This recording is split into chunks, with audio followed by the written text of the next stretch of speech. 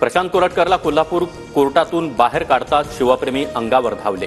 छत्रपती शिवरायांवरील आक्षेपार्ह वक्तव्यानंतर शिवप्रेमींचा संताप, तर कोरटकरला 28 मार्चपर्यंत पोलीस कोठडी, आरोपीच्या आवाजाचे सॅम्पल तपासणं।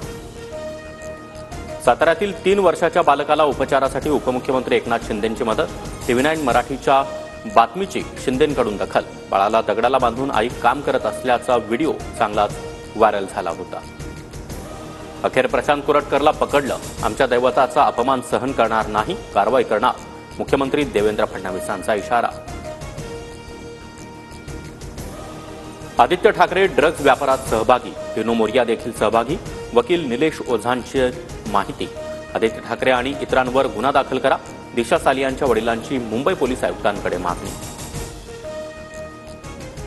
दिशा सालियांच्या वकिलांना माझ्यावर काय आरोप करायचं ते करू द्या, मला त्यावर बोलायचं नाही, आदित्य ठाकरेंची एका वाक्यात प्रतिक्रिया।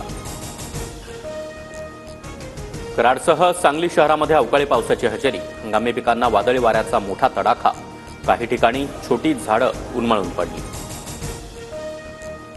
देशभरात 32 लाख सौगाते मोदी किटचं वाटप, पंतप्रधान मोदींचं ईदनिमित्त गिफ्ट, तांदूळ, डाळ, पीठ, साखर, तेल, शेवया, खजूर आणि सुकामेवाही देणार।